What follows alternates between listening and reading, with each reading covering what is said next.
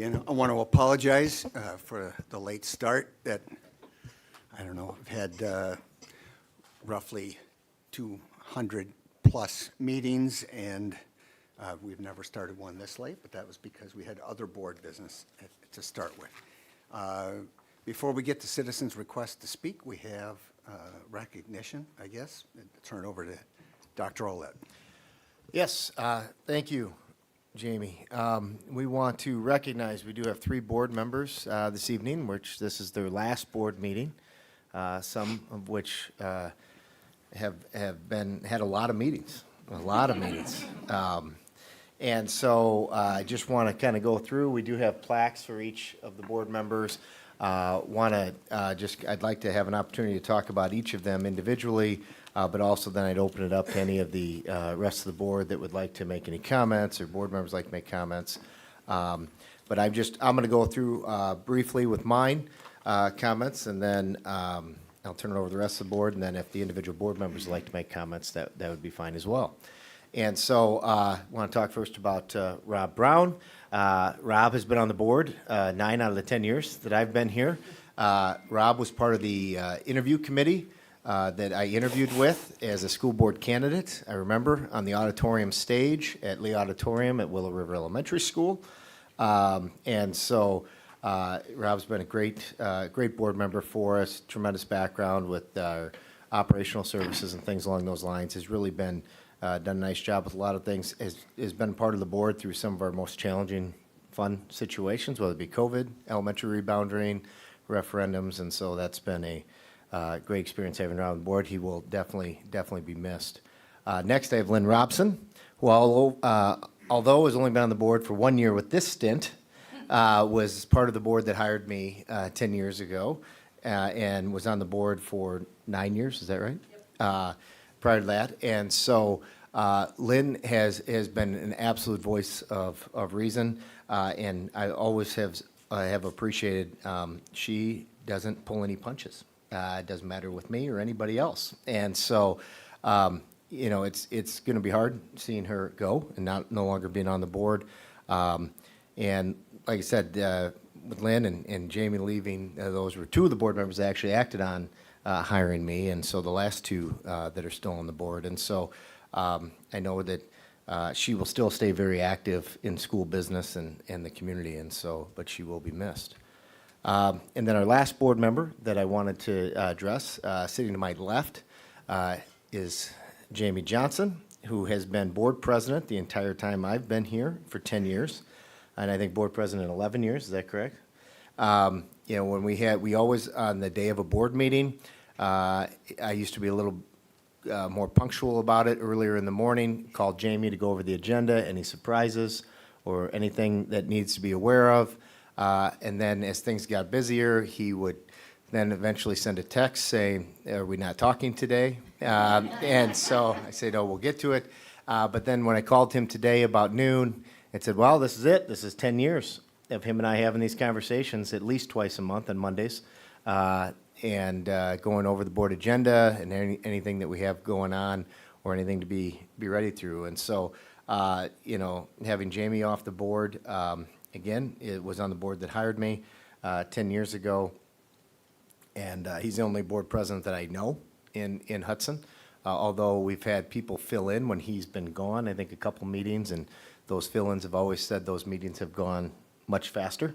I think Bruce would always comment on that, and even Bob has had some speedier meetings than Jamie. So, I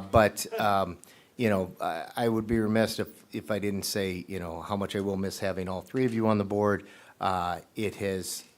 These jobs are very challenging. They're very difficult, but being on the board is very difficult. And it's without the support of the board, it's hard to do what we need to do. Administratively, educationally, all 3 of these people, there is no doubt in my mind through the last 10 years I've been with them, try to make every decision based on what they think is best for kids, what's good for the district. Sometimes that may not always be what's good for everybody involved, but that's part of being a leader and being part of the decision-making crew, is you have to make decisions that sometimes aren't always popular, but you do what's right for the district. And so I feel very fortunate to have gotten to know all three of these individuals over the last 10 years, and look forward to getting our new school board members on board and getting to know them as well. And so I will turn it over to any board members before we give them an opportunity to speak, if any other board members would like to speak. Dr. Willett? You know I like to speak first. Then nobody else can take what I'm going to say. It's been a long-term thing. I just want to say how much I've enjoyed working with you, Rob, and Jamie, and Lynn. I feel like this is a working board, a board that functions, and that's thanks to the three of you and what you bring to the table. I am so thankful for people like you who believe in public service. Don't be a stranger. If you want to go out for a drink, I would love to buy you a drink, or you could buy me one. So, you guys are the best. Mr. Brown. I just, again, thank you to Rob and Lynn and Jamie, not just for your board work, but, you know, Rob's involved in church and JA, I believe, over the years, and Lynn, Rotary, and the Hockey Association, everything else, and Jamie, too long to list. I ran for school board because of Jamie Johnson and his leadership in our community, and his goal of, you know, intelligent, well-reasoned leadership, but also with heart. And I've just grown to appreciate all the things he has done for Hudson, and, you know, things that I would not be willing to give the time, and I don't know anybody else that does put in the time. On a funny note, I have to hold up his little speech here, which this gives me terrible anxiety, because every graduation, Jamie's sitting next to me on stage while the students are walking in, and he's scribbling, and that's what he does. I don't know how he does it. He pulls off his speech. It always sounds great, controlled, and again, well measured and important, you know, for our community. But I have the shakes just looking at that paper. So, but thank you all. Yeah, Thank thanks, you all. Bob. It's been so great to work and learn from the three of you as a newbie who's still learning more every day. I haven't told you this before, Jamie, but I was afraid of you before I joined the board, because you can come across very serious, you know, you're a lawyer, but, you know, you've just been such a great leader. You are thoughtful and funny, and you also give things the seriousness that they deserve, and you put in a lot of time and reflection. Lynn, thank you for stepping up when we needed someone to join the board. It's been great to get to know you and learn from you. And you too, Rob, thank you for your years of service, all of you. All right, I'm last, but I probably will repeat things. But being on this board, I think a lot of people from the outside look in and think, oh my gosh, they must fight or they must not speak after board meetings, and that couldn't be any further from the truth. We all kind of know each other's families or what's going on in their lives, and it's really been special to get to know the three of you. Whether we agree all the time, I think that we've always had such a good, a lot of respect for one another, and I so appreciate that. Rob, everybody brings something different to the table, and you bring such an expertise in building, and so we can always count on you for building, architecture, all of the above. We can always count on you to be watching that and to ask the right questions. And I think you've always been really great at being a good financial steward for our taxpayers. You're somebody that I can always look to look for that. Lynn, you jumped on. We're more than willing to help. And one thing I've never doubted about you is that you are in this for the kids.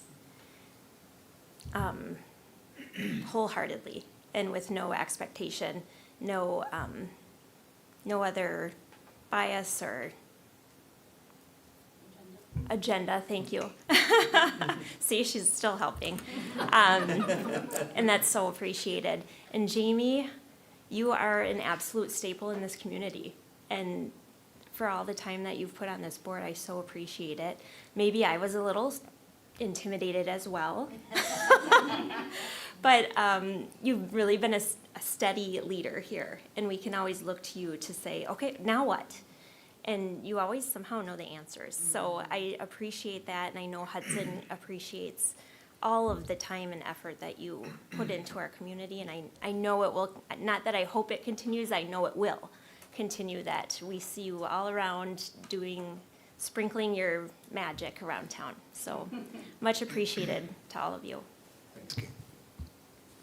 Well, Rob, I guess I'll give you the first retort. Well, I wasn't going to call it that. But, I've been reflecting on this meeting and, looking at Lynn, Jamie, of the three of us, I have the least tenure, 3 terms.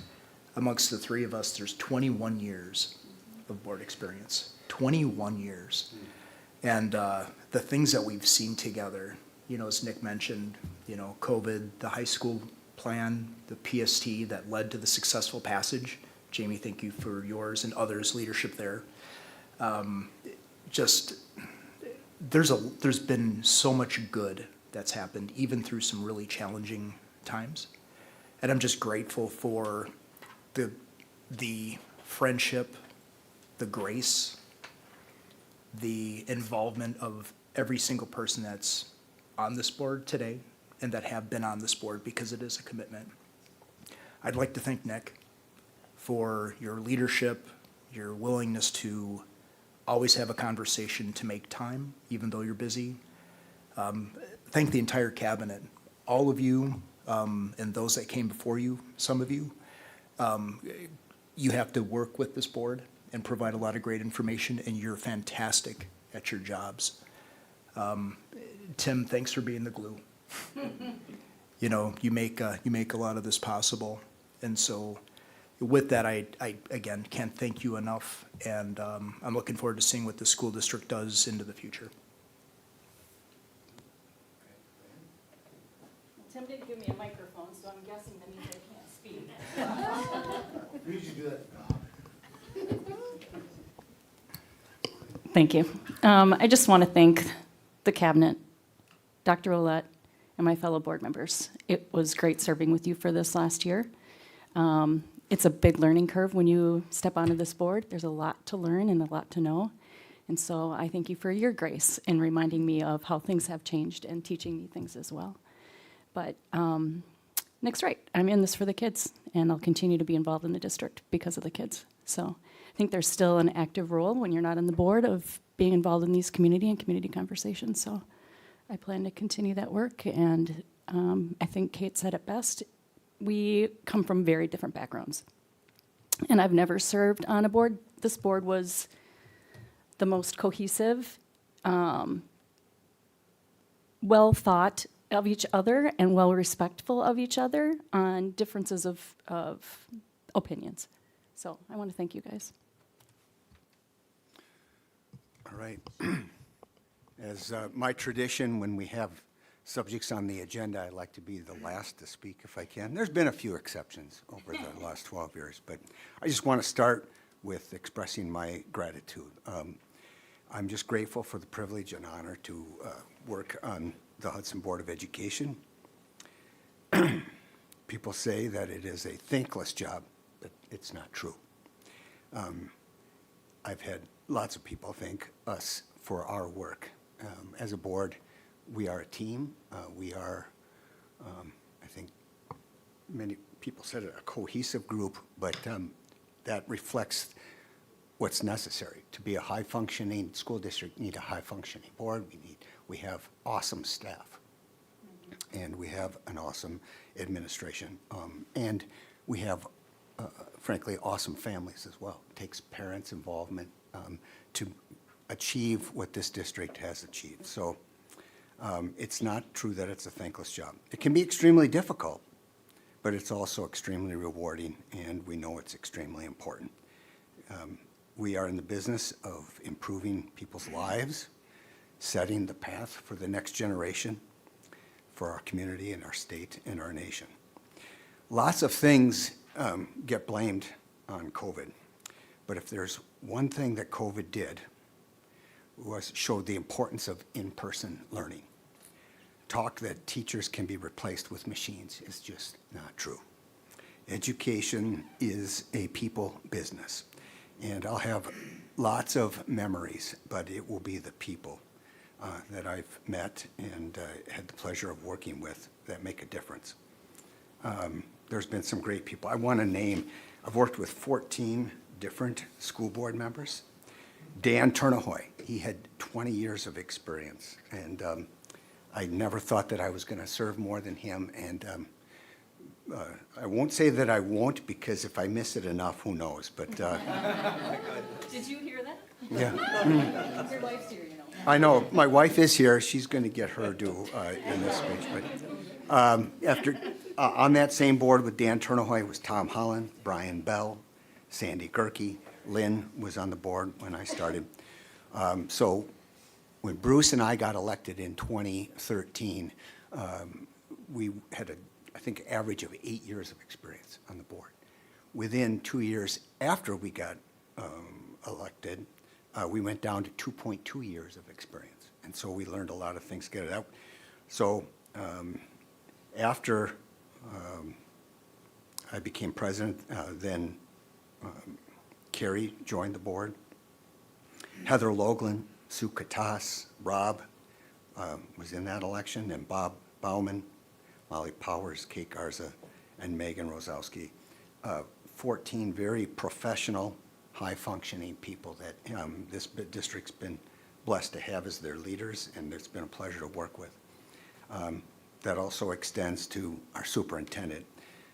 The only job tougher than being a school board member is being a school superintendent. He usually gets the blame for everything when it goes wrong, and when people have disagreements or concerns, they get directed to him. And he's been, again, somebody who has navigated us through some highs and lows that this district may never experience again.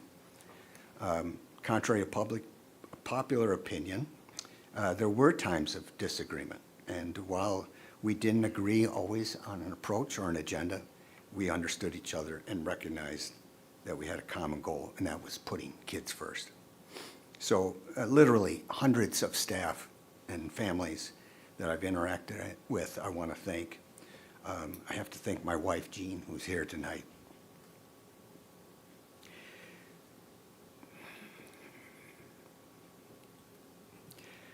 Spouses particularly put up with a lot. And there's been well over 300 meetings that I've attended, and it takes a lot of time, hundreds and hundreds of hours, but Jean's always been there supporting me. She even went along to one of our national conventions, which was a pleasure to be able to have her see what our district does to always try to stay excellent.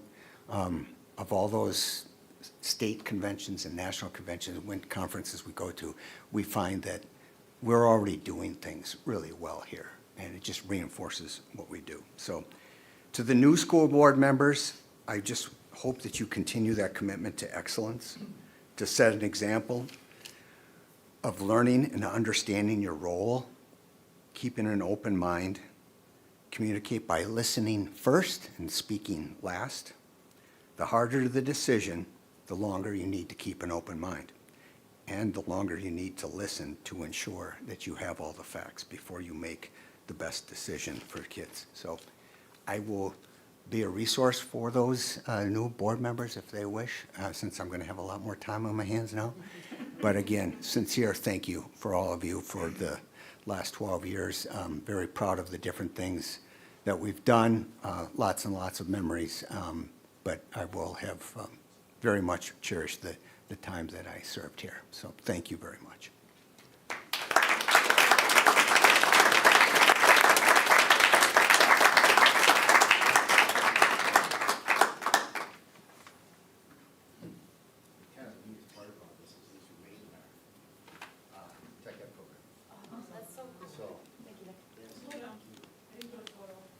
Oh, One group photo?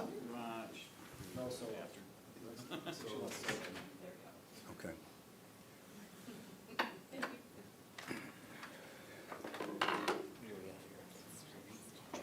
While they're taking pictures, I just want to say in the microphone that these plaques were made by our tech ed class, so that's pretty awesome.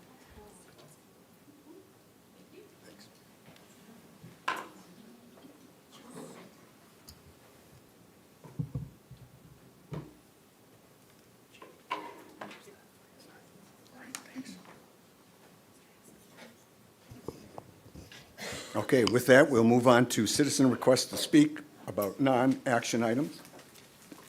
I want to point out that we had several requests. Normally, we get over 5 total, then we reduce the amount of time, but since a couple of these requests to speak are actually on an action item, we'll take that up during that portion of the meeting. Sorry, What? one of those people would like to speak right away. Rachel would like to speak right away. Okay, all right. So, okay, so I guess I got an order that I'm being given here, so losing my discretion as president just already, so. All right, Roy Scholberg, do you have,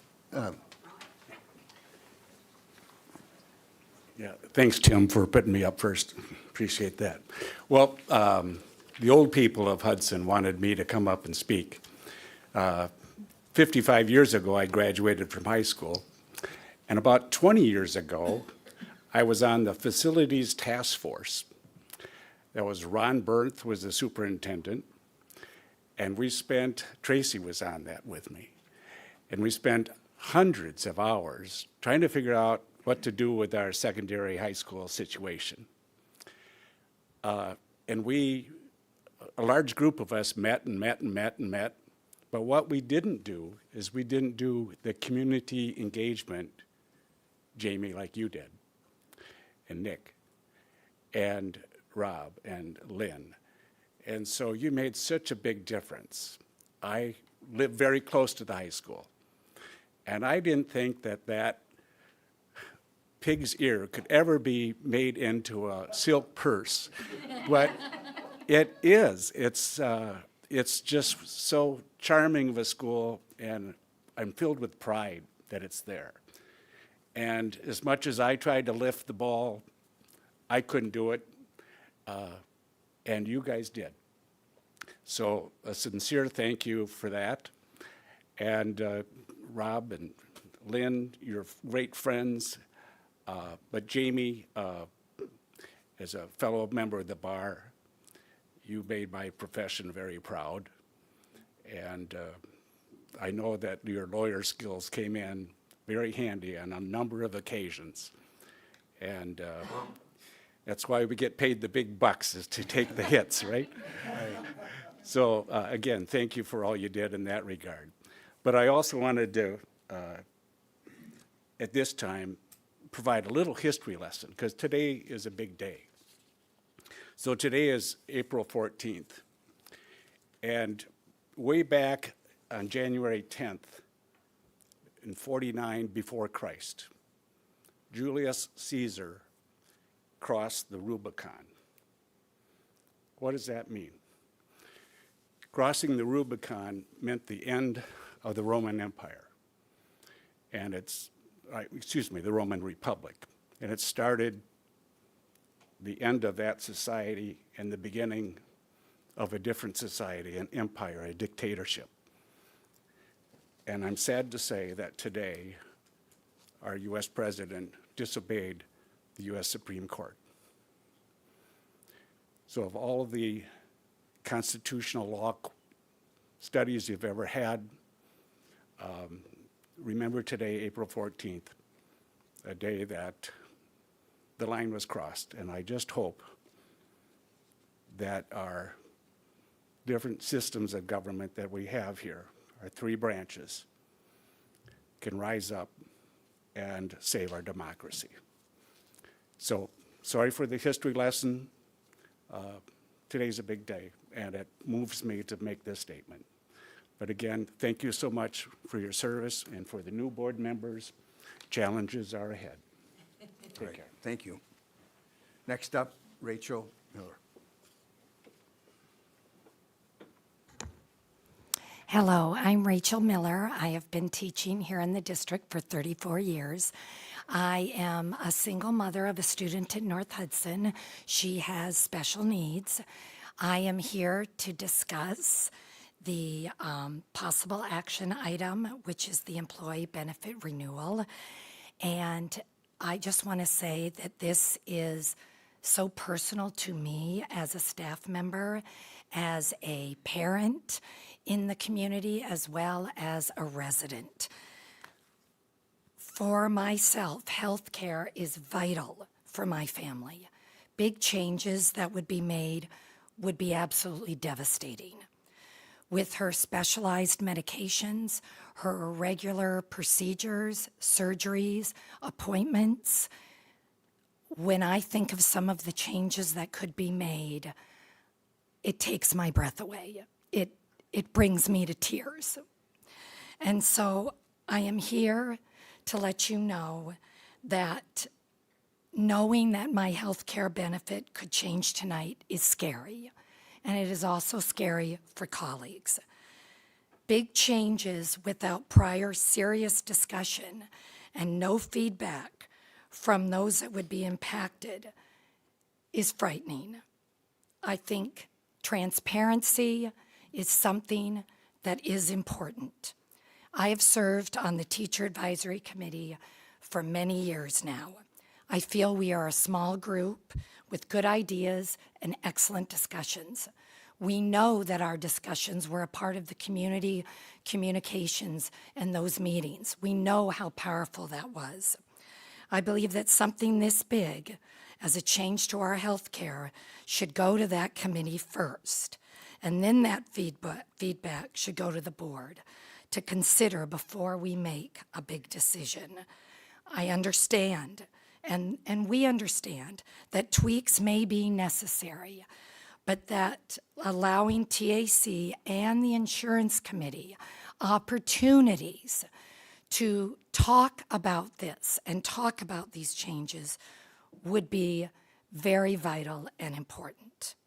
TAC meets on Wednesday. Please postpone any action until after you get teacher feedback from TAC and the insurance committee. I truly believe that collaboration and working together now and moving forward is very important. Thank you, and I also want to thank the outgoing board members. I appreciate all that you've done for the Hudson community. Right. Thank you for your comments. Thank you for finishing within 3 minutes. All right, next up is John Dole.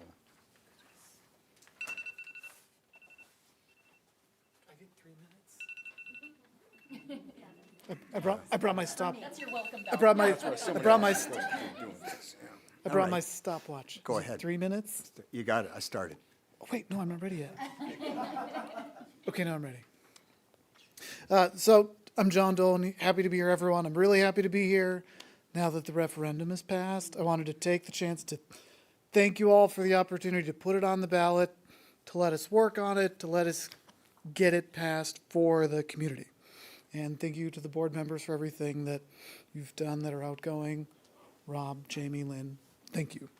So we know that as part of Friends of Hudson School, the YES committee, member of the community, we know that the referendum is only step one of working through capacity, enrollment, and budget challenges, right? Okay, it's step one. And that we're still facing challenges about budget, capacity, enrollment, et cetera, et cetera. I just wanted to come up here and to verbally advocate and say, I hope that the next steps are a really public process with lots of community involvement that's focused on data and fact-based decisions, such as the operating costs of all the schools, enrollment projections, current headcount, future headcounts, occupancy rates of current schools and capacities, utilization rates, geography of each school, school performance, and most importantly, where kids live now, and to our best estimates of where we think kids are going to live in the community in the future. And finally, something that can't always be forgotten is, Roy said earlier, the historical impact. We have particularly 2 schools and areas in the district that have been in service for more than 100 years. We can't forget the history and the lifeblood of the community has been impacted by those 2 institutions. Neighborhood schools are important. They're important to where kids live, they're foundations to the communities, and we want them to stay. So lastly, just wanted to offer my volunteering, happy to be a part of it, and a little bit about me. So I'm a licensed civil engineer in the state of Wisconsin and Minnesota. I have 15 years of experience in facilities operations and space planning construction projects. I currently work for a global company where I support 100+ locations, and all I do every day is think about everybody's favorite topic: space planning, facilities operations, space utilization rates, and how to best spend our money on buildings that we need to still meet the requirements at work or in the communities. So, happy to volunteer. I'm really glad that I'm here to say thanks. The referendum passed. I'm looking forward to be a part of the next steps going forward. Thank you. Thank you. All right, next up, we have Mark Dolan. Oh, Mark Dolan? Mark Dolan. They're just real simple. I'm Mark Dolan, John Dolan's dad, resident of Hudson Township, a registered professional engineer, state of Wisconsin, part-time teacher at UW Stout. I asked 2 questions. I think one says, is the tech ed classes at the high school funded properly? For that would be the welding and the small engine classes for the students. Item number 2 is, in the K-4, do the elementary students still have to read aloud? Thank you very much. Okay. Next up is Scott. Well, Scott, I guess we've already had one that commented on an action item. Do you want to wait till we discuss this as a board, or do you want That's to fine. go now? I can go now, I guess. It's up to you, your choice. Yeah, I'll do it now. Okay. 2 minutes, though. Yeah, for you, 2 minutes. Right. So I'm Scott Ellingson, and I'm a longtime teacher here and parent and do a lot of different things, coach too a little bit. Before I really begin, I just want to thank Lynn and Jamie and Rob for your service, and it's been good working with you guys, and I know I could always call you up and have good conversations, and just really appreciate your service. So Rachel really talked well, I thought, about having this go before TAC, before a final decision or an action item is made before you. So she said that really well, and I totally agree. The Dolans have spoken, and I got to know them by working on the YES committee. I worked with them on the YES committee, and I think, we really worked hard to steer our message to a good all-district message, not just a few buildings or anything like that. And we obviously were successful. And I think without the committee's work, we'd be in a very different situation tonight. So thank you very much for the YES committee. Thank you for your work. And I just really think it's important to keep that in mind. I don't think that we and the teachers and all the support we got from our state organization did all that to then have the insurance come and really real fast and quick without a lot of debate and input before us. So I think it's really important that we wait, okay, have the TAC committee come up with their ideas and get their feedback. The insurance committee that I also serve on, we had a few meetings, little discussion, but mainly a lot of getting information, nodding and everything. I think we thought there were more meetings to come, and all of a sudden, here we are. And just so you know, the committee itself did not recommend a significant increase for health insurance. It did not recommend major change to copay for dental. And we did talk about educating people, and we talked about maybe an optional vision coverage, but we did not say, hey, go ahead and put the rates up really high, especially if the referendum passes. So I just want to make that very clear. Board members, I've heard at all the meetings I've been watching, I've heard you talk about attract and retain quality teachers. That's what impacts the classroom, the kids the most. This move would put us back 2 $2,000 per family insurance policy, over $2,000. That's going backwards in terms of trying to be competitive. And that's the leading thing that we have when we compete, especially against Minnesota, is our benefits. So again, we need to think about that. There are different ways to do that. We do understand, like Rachel said, that we do need to make some tweaks, but let's get some feedback and talk more about that. The board policy changes usually has a first reading one night, another meeting it has a second reading and some action. We think that something this big deserves that kind of attention and that kind of timing. So really, really plead with you to consider that. And you know, our paras and our support staff would be even more impacted than us. So please, let's wait, let's get it right and get the feedback. Thank you so much. All right. Thanks, Scott. All right. Next up, our reports. Turn over to Dr. Olet. Yeah. So first up is the election report and referendum results. So election report, you can see how the vote totals came in. And the top 3 vote getters, as you can see, Brian Dahl, Aaron Gerlach, and Maria Rudy. The third highest vote getter, Maria Rudy, that serves the remainder of the 3-year term. So she, that position would actually be up for re-election again next April, is how that works. Additionally, I want to express a sincere thank you and gratitude to people that are both in this room and not in this room. We have Bev Hagan, we have Tammy McKenzie, we have Kate Garza, who were our board of canvassers. Typically, that's a pretty low-key process. I think, Kate, you've done it multiple years. You come in, it's about 20 minutes, and it's done. Not so much this year. And because all of a sudden, we had a very, very, very close vote as it related to the referendum. It was within 7 votes that the referendum did pass, which then had an individual request a recount. And so that's where I also want to give a sincere thank you to my administrative assistant, Tim Miner, who was the logistics behind everything related to the recount, because we received the recount petition on Tuesday, Tim, right? And by Thursday at 9 a.m., the canvass board, led by Kate, was conducting the recount. And it went all day Thursday and into the evening, and then all day Friday and into the evening to get to our recount. And in the end, the vote total held. The difference was it was 7,412 votes to 7,406 votes.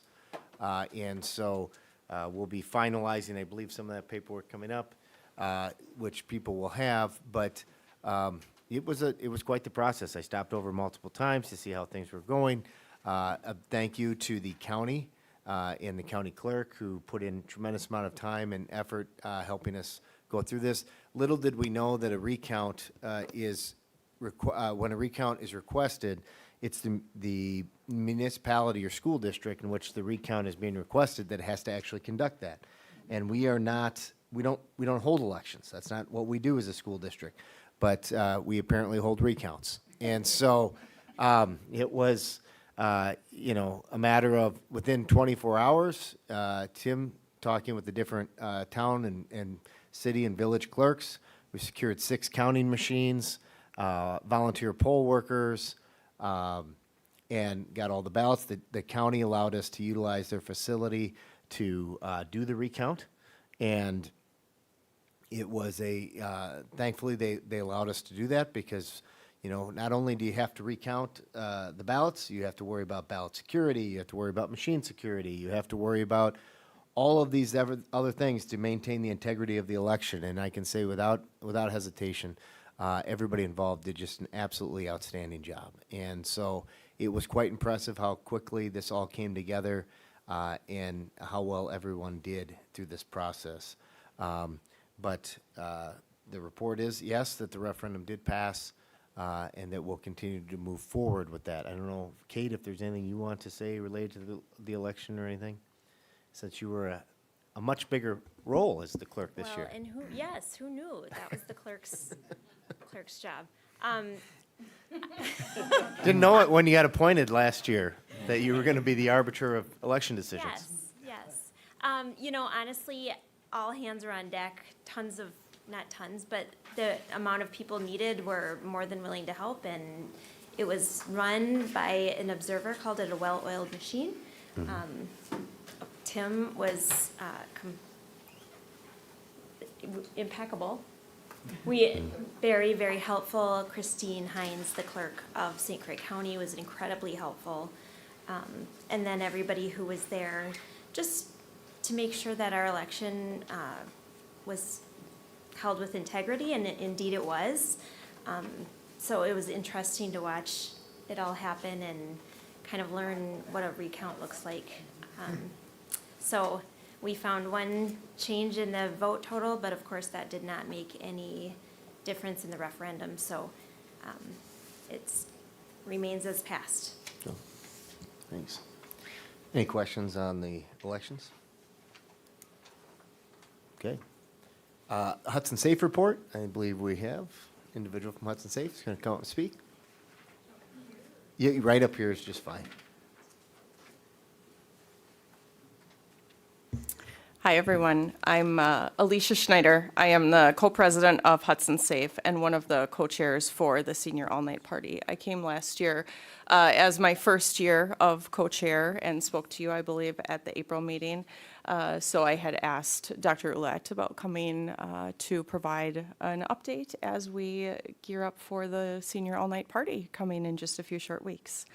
It will take place right after commencement on Friday, May 23rd. We're thrilled to share that over 50% of our senior class have already registered, and our goal is to have about 80% of the class registered to attend. We feel confident that we will get there. I should also say that my co-chair, Stephanie Campbell, was not able to be here tonight, but she sends her thanks and appreciation to the board.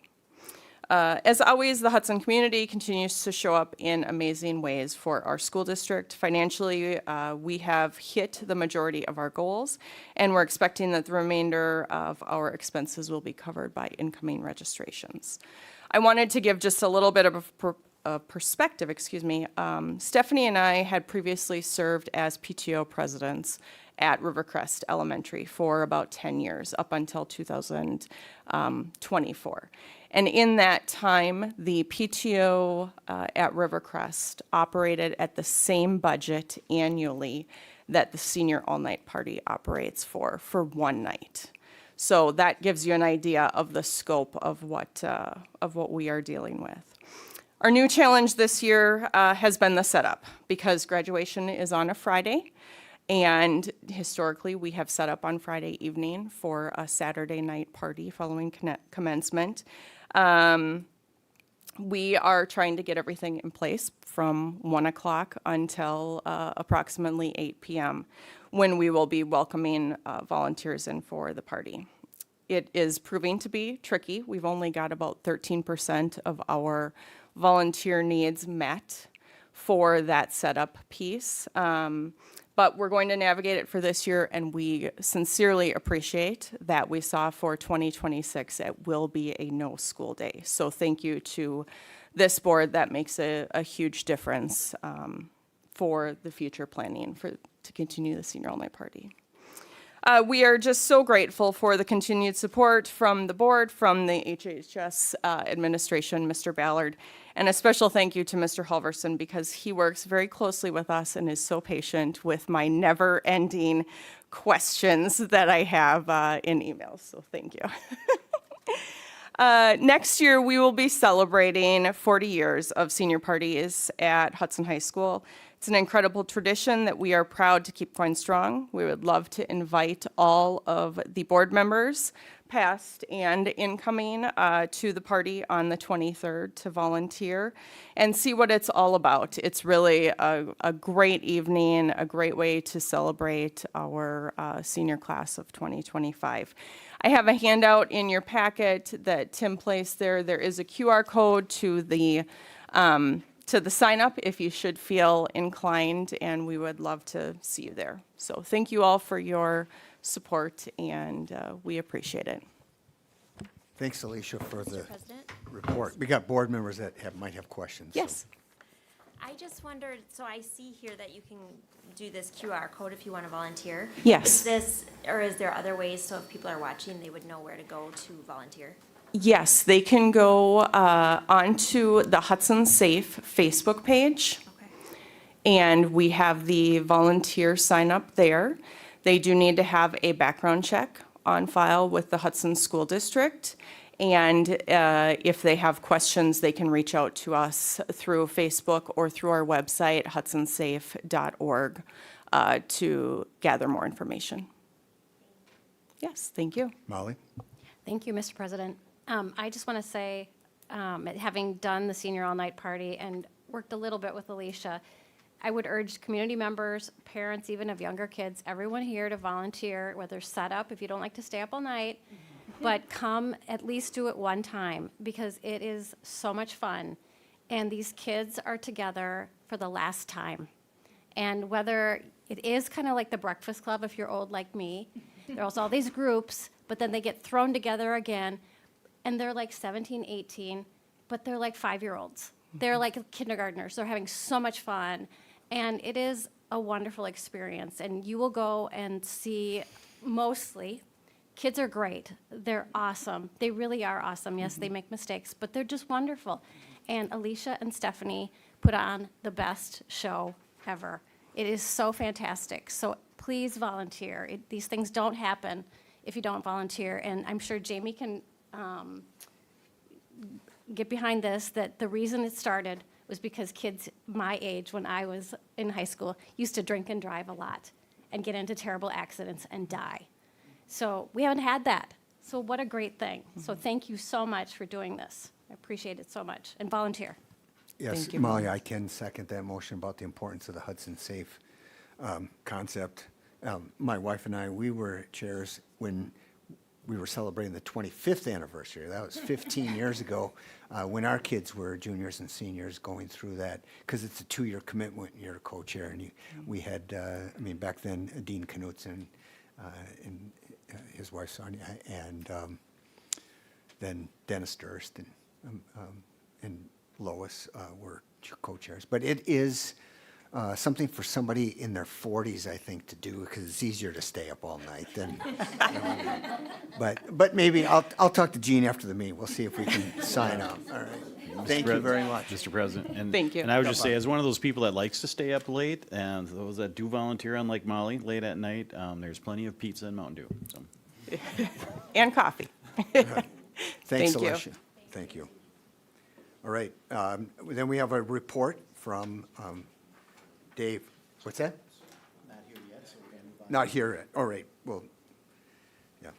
We're juggling with the schedule because of our late start and everything. So community conversation recap. Nick, why don't you take the next 3 items? Thanks, appreciate that.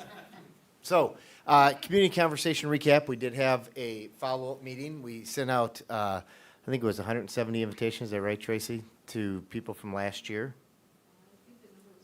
We might even been higher than that. The invitations we invited for.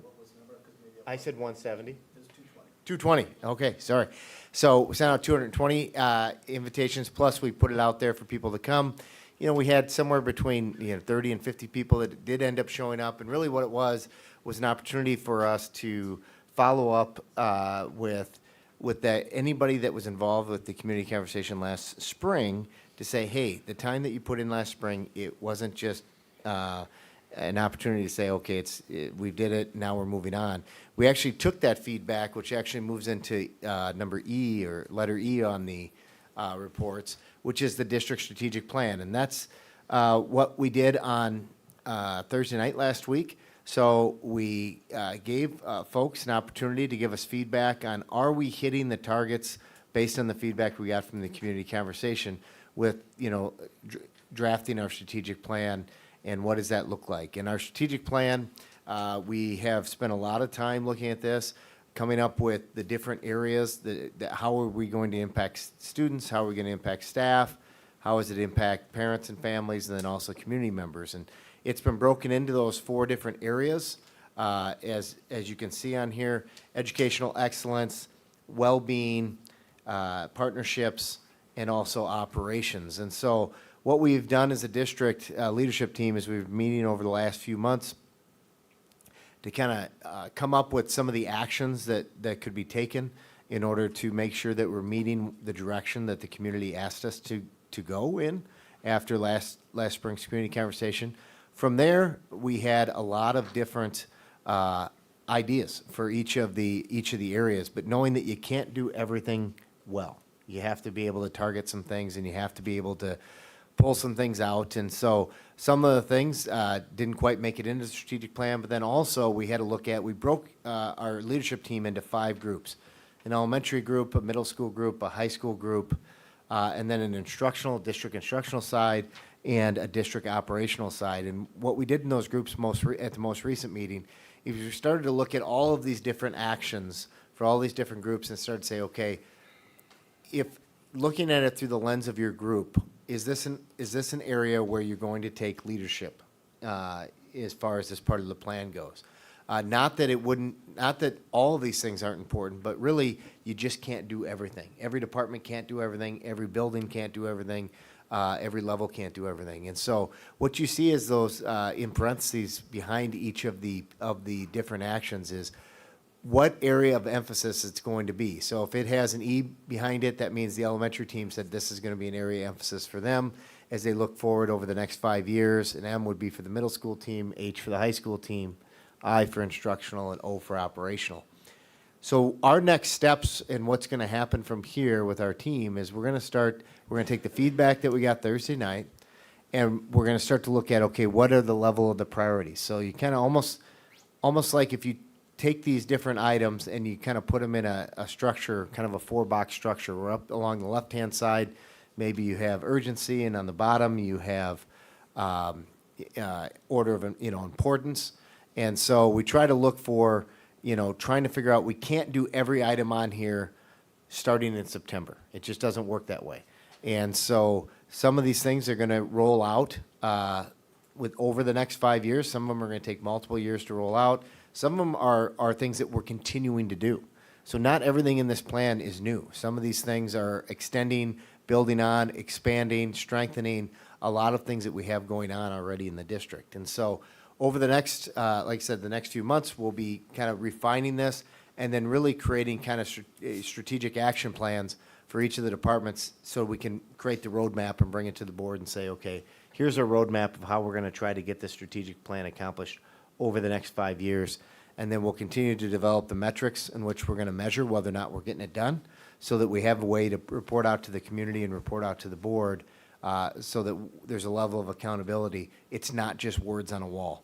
They're actual actions that we're going to take and that we believe will make a difference with our students, our staff, our families, and our community. So that's where we're at as far as kind of a brief update with our strategic plan. Plan on having, some board work session time coming up here in the next couple months once we get it refined even more to make sure that we are hitting where the board would like us to go as well, and then get a final adoption probably sometime this summer. So, questions? So the goal is to have a strategic plan set in place by school start? Yes. Yep. That's correct. All right. Questions? Yes. Nick? So then the scorecard that we've had historically, that'll be just updated with the new plan? Yep. So we'll have the scorecard action plans that'll be updated. Those are kind of per department or per area, and then, we'll be re-updating kind of more of a central district scorecard to be able to keep track of all the different components. Yep. Okay. Next one is a construction update, Nick. All right. Construction update, kind of go through these. We are making tremendous progress on the construction projects. The first thing out of the gate is, I believe, the middle school. You're starting to see, second picture down, there's work on the swimming pool area. The heating and ventilation systems are being updated. The pool, you can see, is drained, and they have scaffolding through the middle as they put in some destratification fans and things along those lines as we try to improve our air quality there. If you keep going down, you start to see we're turning over 2 more remodeled houses. Actually, tonight, they're moving into them as we speak. Go down a little bit further. This is on the backside of the middle school. Some of the retaining walls being built so we can put our new water-chilled air conditioning system up behind the building, kind of tuck it in there as we work through. Right now, it's kind of a mess as you try to drive back through there, but that'll be all cleaned up by the time we are, by the end of the school year as we move forward. Some additional pictures of, the remodeled house areas. They've really turned out nice. They've done a nice job with them. And then the last couple pictures, you have middle school pool again. I always thought the tile in the pool was blue. Apparently, when you take the water out of it, it's actually white. We don't typically drain the pool all the way down. A lot of people ask us about that. As we talked to the pool chemists, they said water itself doesn't go bad. It's the chemistry that you have to constantly balance. But I think that pool, if I remember correctly, has somewhere around 325,000 gallons of water in it. And so when we ended up emptying that pool, we empty it at a rate of about 2,000 gallons a minute, if you can think about that. And we don't dump it into the sanitary sewer system because obviously the city of Hudson doesn't want to treat water that they don't have to treat. But we are required to actually neutralize the water before we dump it. It goes into the storm system. So the water that actually gets dumped into the storm system, it's been tested so that it is purely basically like tap water. It doesn't have any of the chemicals. It's been neutralized.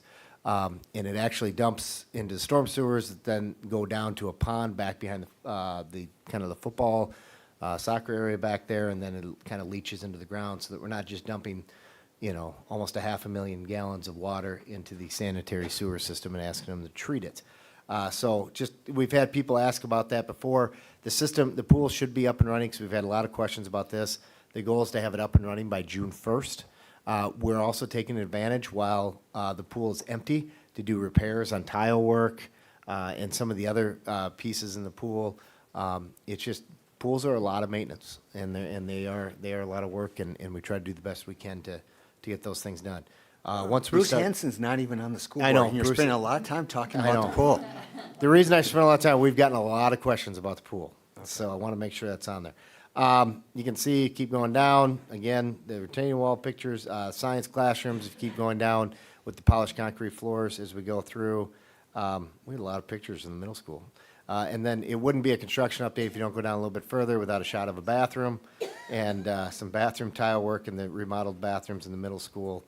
But no urinals this week. No urinals this time. All right. And you can start to see some of the new carpet. In the first phase, we weren't able to do the carpet in the classrooms because it wasn't in time.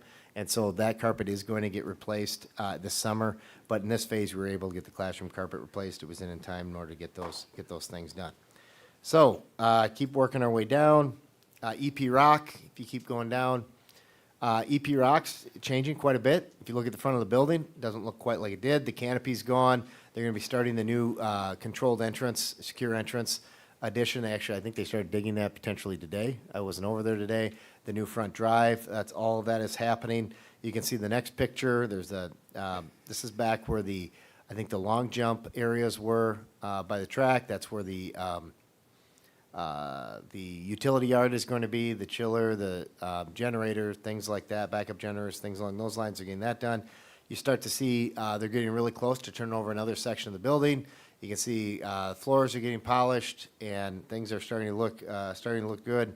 The ceilings and everything else getting done, so it's really coming along. You start to see classrooms are starting to get right above that, ceilings, and then, of course, some shots of some bathrooms as we continue to kind of work our way through and some different work through there. North Hudson.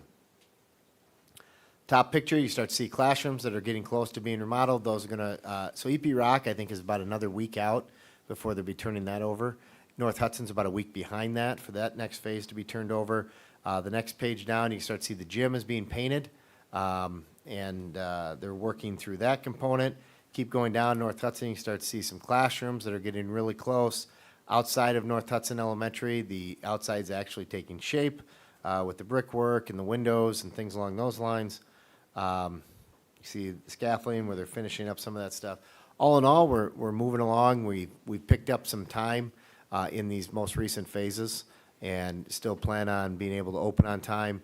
There are going to be a lot of moving pieces and a lot of work done this summer, but the construction manager and architects have been working hard to try to make sure that we stay on track, stay on budget, and right now we're still on budget and still on time, so that's a good sign.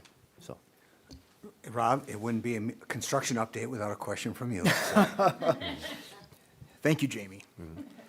So any notable change orders or anything that's worth sharing? You know, I mean, yeah, we've had some different change orders that have come through as it's related to some unforeseen conditions. One of them, we had a $63,000 change order that came through for EP Rock. When they opened up the ceilings, we talked about this, the walls didn't go all the way to the bottom of the roof. And so they had to come and actually build small walls on top of the walls. Otherwise, when you take out the 3 layers of ceiling that were up there, the staff are going to hear each other, you know, through the walls, and so some of that stuff has to happen. You know, we've had some different changes as it relates to some of our air handlers and placements that way, but I think we're finally starting to get some of those things worked out and back on track. We are still, I believe, still right on target budget-wise, and our goal is to bring it in under budget, so. Yes, thanks. Nick, could you comment on, I've heard some people in the neighborhood around EP Rock concerned about, we took down all those trees in front, looks much different. I know some of them were ash, and we are expanding the drive, so that was gonna happen. They're Yep. concerned in the neighborhood is we are gonna plant new trees, right? Yeah, we are. No, actually, you know, the tough thing that happened at EP Rock is we had a ton of dead ash trees at EP Rock that had to come down. And of course, they happened to be in all the places where we didn't need to cut trees. And then the trees that were in good shape were in places where we needed to cut trees. And so there was a tremendous difference, especially the front of the building with the amount of trees that are gone. But yes, similar to like what we did at the high school, we do have, there'll be tree plantings and things along those lines. In a variety of different types of trees so that we're not kind of all in on one variety.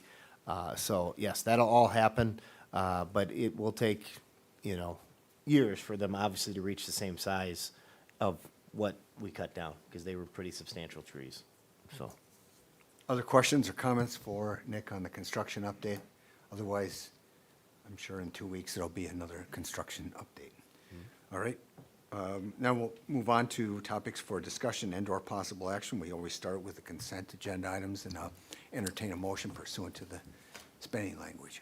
Mr. President, I move approval of the consent items and that the Chief Financial and Operations Officer be authorized to pay bills in the amount of $4,337,879.96. Is there a Second. second? Second by Lynn. All those in favor signify by saying aye. Aye. Those opposed say nay. The ayes have it. Next up is the 25-26 food service prices. Bonnie, we discussed this. Any changes since our work session discussion last week? Same recommendation. Essentially, it's a 5-cent raise, is that right? Correct. We are anticipating a 3% increase in our contracted service meal prices. And if you look at what USDA is also indicating is that the outlook is food prices are going to continue to go up. So we are recommending a 5-cent increases in all meal prices. Obviously, free and reduced would stay at the same rates. No change there. So the reduced price stays the same, the other full prices, and that includes for adults? Correct. On breakfast and lunch, 5 cents? Correct. Okay. And just to give our folks who are listening and watching might not be able to see the fine print, the example is elementary breakfast is $1.70 for students, and then the price for an adult lunch is $4.95, so it's still under $5. But any other questions or comments for Bonnie? Mr. President, just again, thanks to Bonnie for doing this homework. I had asked how many breakfasts and lunches we served. Adults lunch appears to be around 3,100, but in total for our district, it's 458,000 meals in 1 year. It's absolutely crazy. So thank you for that information. Nothing more. And, all right, so you can still get about a $3 lunch, whether it's elementary, $3.15 if it's secondary lunch. All right, ready for a vote? All those in favor of a motion? I'll make a motion. All right, so Second. Megan, your motion is to, Approve, sorry. all right, thank you. That's good. I just didn't want a negative stated motion, that's good. And Rob, you Second. second, all right. All those in favor signify by saying aye. Aye. Those opposed signify by saying nay. The ayes have it. Last item on the agenda before we go into closed session. Oh, all right. Dave, your folks are here? Yeah, well, we've got most of them anyway, so why don't we have Laura, Aaron, and Tom come on up? And as you know, we periodically bring forward curriculum updates. And tonight, we're going to be talking about secondary mathematics. Very excited to bring this information forward. As you all know, we've been focusing a lot of energy on secondary mathematics, and tonight, you're going to see the fruits of that labor. A lot of great progress. So we implemented a new math curriculum 2 years ago at the middle school, and then this year's our first year with the new algebra program. You're going to hear about next steps at the high school as well.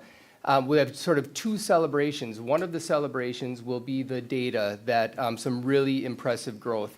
The second celebration, we're hoping we have some high school kids that were part of a math celebration that we'd like to bring forward and recognize, because it shows the other end of that spectrum, some really high-end, pretty amazing math students that celebrated or participated in a competition and did amazing work. So we're looking forward to that as well.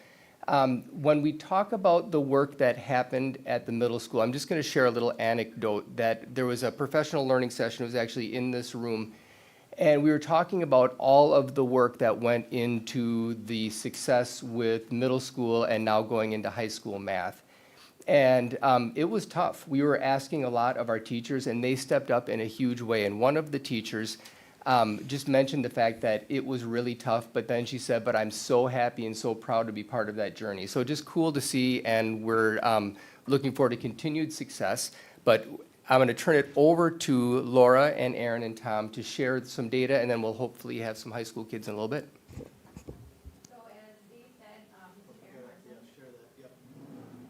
All right. And we got first names of folks, but if you could just give your full name, thanks. So this is Erin Larson. She's an instructional coach at the middle school, and Tom Johnston, instructional coach at the high school. And as Dave said, we're just so proud of the work that they have done in leading our teachers through these curriculum changes. It's really exciting, and I think you're going to be excited to see the data. So I'll let Erin talk a little bit about middle school math. I think I turned it on. Yeah, I did. Okay. So what you have here is this year's 6th and 7th grade, beginning of the year and middle of the year growth measure data. This is a test that comes within our new curriculum, our HMH resource that we use. So what is exciting about this is we have kids coming in and beginning of the year are testing above or on level, and that approaching even within the program, like that's okay because they haven't even really started 6th grade yet or 7th grade at the beginning of the year. That sounds so funny. So, and then we see that in both of these grades, we are increasing the amount of students who are on and above, which is really great. Because over the past several years, we've seen that we have lost students to proficiency, and now not only are we maintaining, but we're actually growing in both 6th and 7th grade. You can go to the next one, please. So here, we're going to look a little more deeply at the 8th grade data. So that top left one is actually last year's data, beginning of the year, middle of the year, end of the year. So we saw some really great, tremendous growth in 8th grade last year. But then down here in the bottom right, you see this year's beginning of the year, middle of the year, and we see even more growth there within the 8th grade. And then what's really exciting to me is the next slide, where we're comparing beginning of last year with beginning of this year, 8th grade. So starting off the year this year in 8th grade, we started with over 15% more students in the on or above category, and almost 9% less students, indicating that they needed additional support outside of what would happen within the core classroom. And then the next slide, we're going to compare last year's middle of the year data to this year's middle of the year data. So again, you see we're above, where we were a year ago. And then the last one, we're actually going to compare last year's end of the year with this year's middle of the year. So that the one on the right, on the left, would have been after a whole complete year of learning math, compared to middle of the year this year, where they still have half of the standards left to complete. And we're already have more students in the on and above category halfway through this year than we did after all of last year. And what I really like about this and really focusing on the 8th grade is that's really a culmination of all of the learning that they've had all throughout, because they wouldn't be this successful in 8th grade if they didn't experience success in 6th grade and then in 7th grade as well. So this is super exciting. And then knowing that our new algebra curriculum is just so much more rigorous and increasing what we're asking students to do, is we feel pretty good about sending these students to the high school to engage in learning in a much more rigorous resource. Any questions about the data before we move on from those slides? Just a quick comment. We know we've been having, or realizing some challenges as it relates to math at the middle school, and it's just fantastic to see the improvement. So thank you for your work. What I wanted to share a little bit is the middle school math is a couple of years ahead of where the high school math is at in terms of implementation. And so this year, the algebra, for lack of a better word, algebra is piloting the first year of SAVIS moving forward. So we don't have the kind of the longitudinal data just yet, but we wanted to share the process that we kind of go through when we're looking at a curriculum change or adopting a new resource. So this is part of phase 3 where we dig into the resources that companies provide us. And so we'll look at assessments, we'll look at the standards, and then these resources are vetted against, are they high quality? So there's a nonprofit out there called Ed Reports, thank you, Blake, that will rate these as kind of meeting a certain expectation or exceeding a certain expectation. And we're only interested in looking at resources that meet and exceed how well they align to standards. So that's one of our first steps. And then, Tim, if you could go to the next. So then when we go through this process, there's also heavy teacher involvement. So we bring the teachers in, they review the resource against kind of an internally built rubric, where the teachers will then rate anywhere from 3 to 6 resources, and they'll say they're meeting or exceeding our standards in-house as well. And then we bring in the top vendors for some presentations.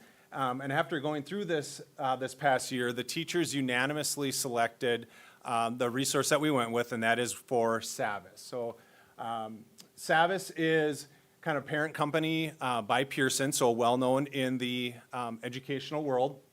And what we decided in moving this way is that we were going to pick a resource that had Algebra 1, Geometry, and Algebra 2 in one full sequence. We knew that it would be fully aligned if we did that, and we didn't want to pick 3 different companies to have the 3 different courses. With this purchase, we get just a plethora of resources for students. So we get print copies of, we have a classroom set of textbooks for students. The students also have a companion or kind of an individualized workbook, so a little bit different way of taking notes. But teachers have a lot of flexibility in how they want to use that. So whether the students kind of work individually or we put them in groups, there's a good resource there for students, as well as kind of a full comprehensive online access. So students can get online, they can do their own personalized work. We also have an option for adaptive work, so as students can get in there and as they get problems right, the problems get a little bit harder. And if they get one wrong, they get one down, they kind of levels out for the students to kind of meet them where they're at, so then we can support them moving up from there. Regardless of where the students are taking the course is the same. So algebra students at the middle school and algebra students at the high school are receiving the same course, same assessments, same standards. Mr. President? Yes. With the online access, does that have like tutorials or, what's involved with that? Yeah. Tim, if you want to go to the next. So that was your perfect segue. So one of the support, we wanted to share a little bit about support that the students have, both from teachers and at home. So there are a couple options for providing, for parents to provide support for their students. One option is with all of our resources is students can always, or parents can always have their students log into their Chromebook through ClassLink. So whether it's support with social studies or math, parents can always have their student do that. However, SAVIS also has an online family engagement that provides some videos and some prompts for parents to support their kids as well. We know that as we're getting into algebra, geometry, algebra 2, that math is getting a little uncomfortable for some parents. And so having that opportunity for parents to support their students at home. And then we also have the additional support for students within the high school. So these are high school specific options that we have available. But every hour of every day, we have a licensed math teacher available that will provide targeted intervention support for students. based specifically on skills that they could provide or could work on. But then we also have drop-in support where students can just say, I need a math teacher to help me with my homework. And it might not be the teacher that they have in class throughout the day, it's just a different teacher. But an algebra teacher can go, or an algebra student can go to a calculus teacher or vice versa, and all the students have that available to them. Our teachers also request students during advisory a high frequency of time. The algebra teachers during that time in particular, it's 25 kids in the room, and it's crazy, but that's an option for kids to get the support. And of course, the tutor.com. And so we always have that. That's a 24/7 resource for students to log in and get really targeted support. So no matter where that student's at, we feel good about the opportunity either to enrich where they're at and get them above grade level and continue to challenge them, or meet them where they're at and build from there. And then lastly, just a couple highlights. As I mentioned, the new resource has a ton of different ways we can, the teachers can support the students, a lot of between print and online materials. We feel really good about the rigor of the grade level materials. It's challenging for students. And that is one of the challenges for teachers as well, is finding ways to get that information to them. But what we love is that this really allows the teachers to focus their time and effort on how to teach the material. So their expertise and their professionalism as teachers can really be geared towards how do I reach the students, how do I adjust my instruction so that the students can grow as much as possible. And then along with that is just really robust support for teachers to then implement. So as stated, Aaron and I can provide the same implementation support, whether it's at the middle school or the high school. The teachers PLC on a frequent basis where they're bringing data into those conversations. We'll do check-ins as necessary with Laura and Dave and building administration. And then also when we have questions, we have representatives from these companies that we can reach out to and get support as well. So really no stone unturned, full team effort. And the algebra team this year, and I'm really excited about geometry and algebra 2 next year, have really they are working so hard, and we just know that they're willing to do what's best for students, and it's been really enjoyable to be a part of. Okay. Any questions from the presentation? I guess my question was, when you talked about it being very rigorous for the students, does that probably means it's going to be rigorous for parents that want to help their kids with homework, right? Well, we have those online tutorials for them. Okay, good, good. All right. Anybody have another question? Or? I have just a comment. Yeah. I wish that, I'm amazed at the stuff that you guys are doing. Mm-hmm. It's amazing. You see the results, but then the support and the access it's incredible. It makes me want to learn something. So thank you so much. We know you guys work really hard on this and take a lot of pride in what you're doing, and we're very proud of you. Thank you. Yes. And as Rob said earlier, it's so great to have good news about the math in middle school and now high school. So just excellent work. Yep, and just real quick, again, thanks to the three folks up here, they're putting in a lot of work. But if you see a math teacher at the secondary level, thank them. They're doing great work, and they've really stepped up in a huge way. Good. Anyone else? Lynn, did you Yes. have any?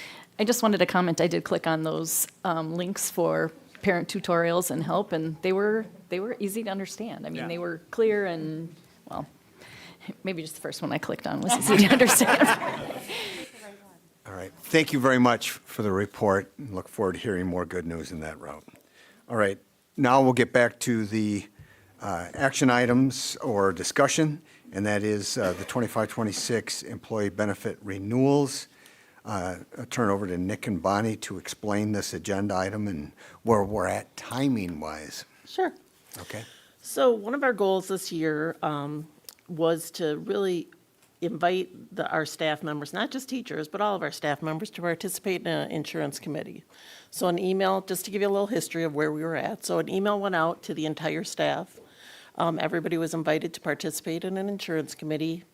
We did have 3 meetings throughout the year. The first 2 meetings were really base building, like what does our insurance cover? We really looked at all of our insurances, not just health insurance, but dental. Our third meeting, which I don't believe Scott was at, but we had a third meeting, and we really talked kind of about when we started looking at our experience, which I don't know if you can bring that up, Tim, but that was another tab on the agenda.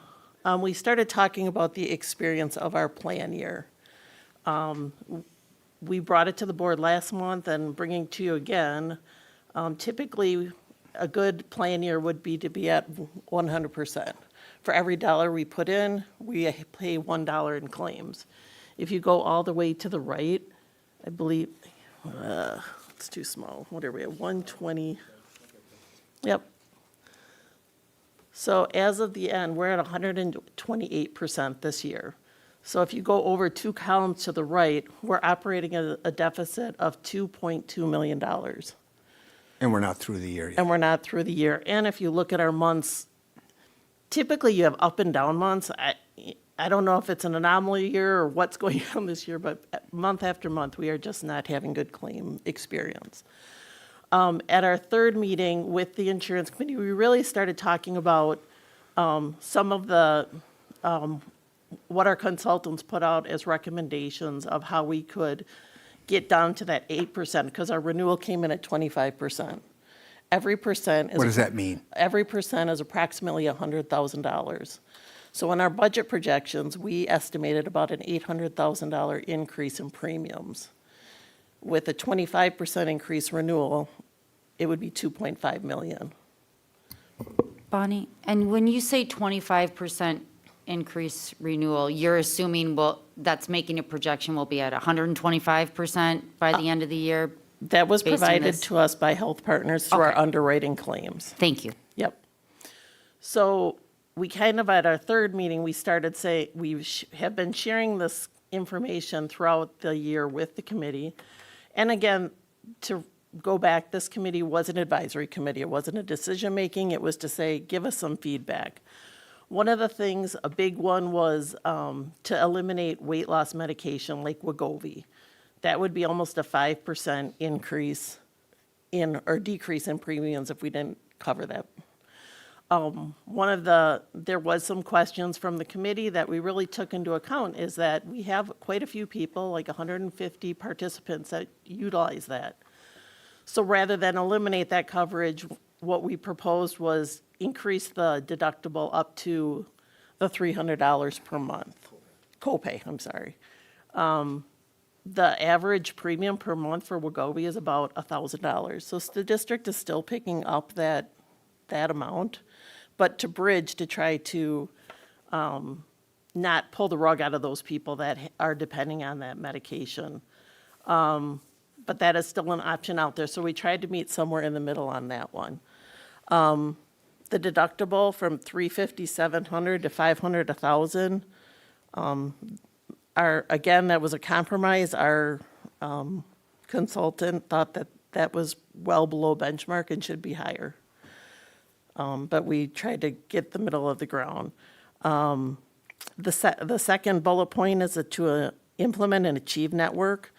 So to offer 2 plans for employees. One plan is you can go, there's no network, you can go to that, but it costs more. The second one is an Achieve network, which is restricted to Health Partners. Hudson Physician is a part of that network, but it would reduce, there's bigger discounts for the plan. Participants would have a lower premium for that. Specialty drugs, 150 is industry, what our consultant told us is industry norm. 25 is kind of unheard of. So they are recommending that go to the benchmark. And then our last one, and again, this was to try to get us within that 8%. We actually, with these recommendations, actually only get down to 12% increase. So we would still need to find another $400,000 to get there. But our goal was, what the last bullet would be to make the open network onto an 83-17%. So district pays 83% of premium, employee 17%. And then if you were to participate in that Achieve network, it would be 85-15. We did run the numbers. If you kept the open network at 83-17, but made the Achieve network, sorry, that's not on here, so you can't find it. And then kept the 87-4, 12-6 split that it currently is for the Achieve network, it would only increase the percent by 1%. So that would be a 13% increase.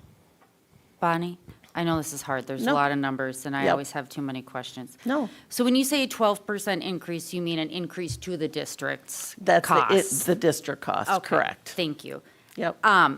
So thank you for doing all this, and I understand, you know, from my understanding of the timing, I talked to Nick earlier today, Dr. Willett earlier today. You were waiting for data, and open enrollment usually starts May 1.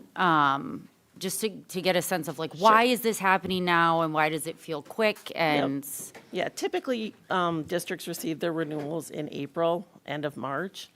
We've been pushing on them just because we've been trying to get it to be better than what it was, and we thought our experience might be better, but really it hasn't.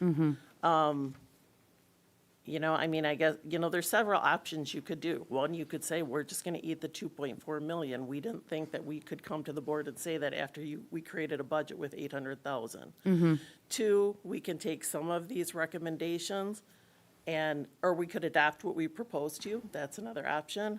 Another option is if we eliminate Wegovy, that's a 5%, and don't have the copay, that's another option. I mean, we tried to give you different scenarios. None of them are great. And again, would we have liked to have more discussion throughout the district? Yep. But we also, our open enrollment period is May 1st. We probably can push that till May 15th to give more time. But ultimately, I think the board needs to, like, do we want to make plain changes to stay within our budget projections, or do we want to just eat the 25%, and that's a $2.4 million increase? or somewhere in the middle. I have somewhere, yep. two questions to make sure I understand Correct. things before. So when we talk about weight loss drugs like Wegovy, that means that if someone has type 2 diabetes and is on a similar drug, that wouldn't apply then? Because it's, okay. Correct. And then, But it would apply if they're on, like, we had a situation today, we checked, somebody's on Wegovy to reduce their high blood pressure. Yep. That would not be covered. Yep. It would be at the copay. It would be covered, but at that $300 Okay. copay. and can you tell me, it's like I'm at my insurance meeting. I think I ask this every year at work. That's okay. Can you explain, like, give me some examples of specialty drugs? What are they? I feel like I don't know. Not that you have to give a long list, but just to help me understand how that's different from the formulary generic. Specialty name brand. drugs, and I kind of researched it today, so I'm not an expert on it, but it's typically for high, Skyrizi, I believe, is on there. Humira was on there, but now there's it's not generic, it's called biosimilar, is that what it's called? That's on there. There's, what's the other one? There's a whole, but typically they're not common drugs, and if you go to the Health Partners website, they have the links and you could look up your specific medications. Just a question about, like, you mentioned a couple times Wegovy, right? That's a weight loss drug. Correct. But if you're diabetic or wherever you're on Ozempic, that would be covered, Correct. which does the same thing basically as Wegovy does. So, I guess my question is, well, what is it going to cost us per year to have Wegovy co-paid through us, potentially? So if we have full coverage, the Wegovy coverage they're estimating for next year is $500,000. Okay. And they're also, at recent insurance meetings we've gone to, is that there's 12 more categories of illness that are going to have that as a remedy. And that's not going to change. It's going to continue. It's going to continue to rise. And the cost is continuing to increase. So are you saying, Bonnie, without the $300 copay for a drug like Wegovy, it's $500,000? Correct. Even with the $300 copay? With the Not- $300 copay, it knocks it down probably about half, because we do get Okay. rebates on that. Okay. But, and we cover, is Wegovy just like Ozempic, same deal? Same category of drugs? Yeah, Ozempic is a little bit different, because typically that's for, what I'm learning, that's for diabetic, and that would be a covered benefit. Okay. Mr. President? Yes. Does this renewal impact our stop-loss coverage? Are there any impacts to that with? We had our stock loss covered. It increased, I believe it was 14%, and it was locked in last year for a 2-year contract. So that was good. Okay, so going back to, on the timing, we could take action tonight, but you're saying that we could still get the benefit defined or redefined, if you will, and give employees time to open enroll before May 15th? Would we have to make the decision, we being the board, and that would include the 3 new board members, making that decision in 2 weeks or the May meeting? Yeah, I mean, I think you could do the April 28th or potentially the May meeting. It's just going to be really tight. We'll have to close down how long the open enrollment period is. It'll probably be only a 2-week, maybe 3-week open enrollment period versus a 1-month open enrollment period. The other thing I think, and Bonnie talked about, and don't want it to overlook, is we are looking at offering a new plan option called the Achieve Network. And one of the things that potentially could happen too, because it is a substantial increase to employees, there's just no doubt about it. I mean, it's big dollars, and it's big dollars to all of our staff, especially our hourly staff. But right now, if everything plays out the way it is, we have to come up with an extra $2.2 million this budget year to cover our health insurance. And if we don't make these changes, and it plays out next year similar to how it plays out this year, we got to come up with another $2.5 million on top of that. And so what we were trying to do is trying to find some type balance where we're only having to come up with an extra 1.2 million essentially, going into next year. But it is substantial. The Achieve plan, one of the things I just passed out to you guys, had Bonnie run the numbers. What if we could keep the same ratio, the 87.5 to 12.5 ratio as far as employer paid to employee paid? What would the increase then be if somebody wanted to go on the Achieve Network, which is the same benefit levels, correct? Correct. Just a different network. It'd be about $17 a paycheck or $34 a month for family versus $80 a paycheck or $160 difference for the open access, which is the plan we have. So it would give people an option to select a different coverage. Now, the biggest difference between the Achieve Network and the open access is the network. There's going to be, the Achieve Network is Health Partners Network. It's primarily Health Partners folks, but they do have other folks. We did confirm today, Hudson Physicians is in the Achieve Network. The urgent care is in the Achieve Network, things like that. So there's an option. We're trying to do another option for folks that, would maybe cost less. But we're really struggling. I mean, we've had years, last 5 years, we've been over 100% every year. And we've raised health insurance rates anywhere from 5%, 8%. We don't know if this is an anomaly year. I mean, it could be just a total anomaly, and things are going to go back down to normal, or this could be the new normal for us.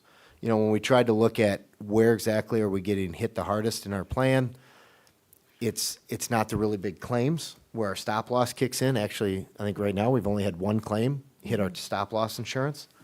We have a lot of claims in that $30,000 to $60,000 range, which those are tough claims because our stop loss is at $150,000. And so, some of the medication changes, the thought process behind the weight loss changes was if we went to a $300 copay, it'd give people an opportunity to understand that there's a strong possibility this medication could go away in a year. If that change makes it easier for the district board, maybe it can stay, but it's kind of, we didn't want to all of a sudden cut a medication and give people a month's notice on some of the stuff. But there's no doubt about it, it's expensive. The board could choose to wait till the 28th. They could wait till the 10th.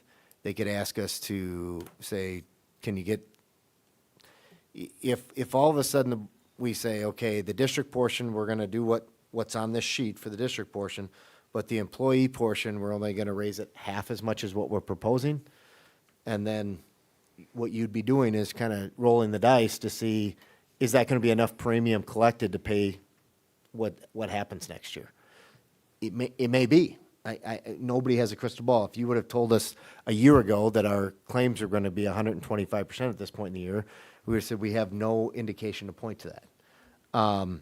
But, you know, and I think the other piece with this, and Bonnie hasn't totally touched on it, the dental insurance piece, because I know you've gotten some emails on this. Sorry, I can talk about that if you want. Do you want to kind of go through the dental insurance pieces as well? Sure, so we did, Delta Dental did give us a renewal, and one of the things they said was that our plan is very disproportionate, that it's very rare that a plan does not have 100% coverage for preventive care. And if you look at our data, I believe there was 500 people that have not been to the dentist in like 3 years that are covered on our plan. And they really highly recommended that we should, I think if you keep going down, yeah, dental, that our annual maximum, they said keep that the same. The deductible only applies if it's a, like a cavity or something like that, but if it's preventative care, it does not apply. The preventative coinsurance, obviously 100%. The fillings would stay the same, and basically crowns would go from 80 to 50%. If you actually do a calculation, which we did with the committee at the last meeting, almost 95% of the time, if you go, it will be less out of pocket for employees because preventative is going to be paid 100% versus being paid at 80%. And the majority of visits of what people go, it's for preventative care. So really, we thought this was a really good idea to try to get people in, and not only is dental health important, it affects your health insurance, and they really get a strong tie to that. So the recommendation, there would be no increase in premiums for that. The district pays for that policy for the employees, but just really switching the emphasis on preventative care of our plan. The insurance committee, we actually surveyed the people that were at the committee, and all of them actually favored this plan change. So we have 800 employees and 500 haven't gone to the dentist in 3 years. Well, some dependents. Some dependents. This would be like, And this is just a benefit that we provide yes. at no cost To the employee. to the employee. Okay. Mr. President, I just Yes, want to Kate. clarify, in one of the documents, it says all recommendations for changes keep comparables below industry benchmarks. Yes. Do you know, is industry benchmarks like other districts or It was private sector? It was Gallagher, and it's their book of business, so it's both school districts and private. Okay. Yep. Mr. President? Yes, Rob. And so with, we want to be competitive with other school districts. Are we seeing other school districts working through these exact same issues? Are most districts looking at increasing what their employees pay for benefits? I Do we guess have a sense? I've not done the comparables. I would say anecdotally through our business managers, most districts have gone to high deductible plans with HSAs. I don't know if a lot of districts have, I guess, I don't know if you've done that study. I don't think we've done that analysis of what other districts are doing. I would say when you talk to other, like my business manager group, high deductibles are very common with HSA contributions. Also, options with restricted networks to keep costs down for participants are becoming more and more popular. And if you even look at some districts, very restrictive on certain procedures. Like some districts, they're saying that you can only go to this place for a knee replacement, and if you choose not to go there, you have to pay the difference. I think if you look at Rice Lake's plan, it's very restrictive of what you can do, and I don't think that's a path we want to go down. I think we value people's choice. But at some point, I guess you need to make a decision of, what we can afford as a district. And as far as the open access plan versus the Achieve network, were these premiums determined based on a certain percentage of participation? And so, for instance, if it's 50-50 hypothetically, if 80% of the district employees choose the Achieve network, are we going to be financially in trouble with the rates on the open network? They did the quotes based on between a 30 and 40% participation in the Achieve Network. The more people we can get to go to the Achieve Network, because there's negotiated discounts with those providers, it's better for the district. So I think if we get any more than that, it's going to be a good thing for us. Okay. I did talk to River Falls. They actually put in the Achieve Network last year, and I think they estimated 20%, and they far exceeded that, and people have been very satisfied with that network as an option. And we're saying that the Achieve Network, which I thought didn't include Hudson Physicians, now Yes, it does, it and does. Health Partners? Yes. Okay. So my concern is, as Scott mentioned earlier in the evening, you know, we want to have good benefits. We want to, you know, I don't know that that is a cornerstone of us attracting and retaining teachers. I'm worried that the pendulum is swinging. You brought up River Falls. I've heard that their starting salary is, you know, more than ours now, and that we've potentially losing out on some teachers because of that.